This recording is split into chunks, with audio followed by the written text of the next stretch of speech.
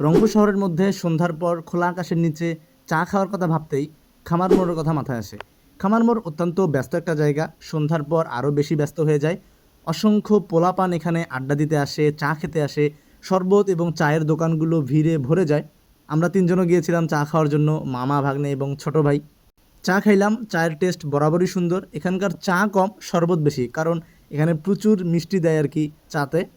চা খাওয়ার পর আমরা গেলাম শরবত খেতে। এ দোকানে গেলাম, তিনজনে তিনটা আলাদা আলাদা শরবত অর্ডার করেছিলাম। আমার মামা অর্ডার করেছিল মিক্সড ফ্রুট শরবত, আমার ছোটো ভাই অর্ডার করেছিল লেমন মিন্ট শরবত, আর আমি একটা ড্রাগনের শরবত অর্ডার করেছিলাম। আমি মামার কাছে শুনলাম তার শরবতটা খেতে কেমন, সে বলল দুর্দান্ত। আমার ছোটো ভাইকে বললাম, সেও বলল দুর্দান্ত। আমার শরবতটাও ভালো ছিল। এখানে অনেক ধরনের শরবত পাওয়া যায় রিজনেবল প্রাইসে।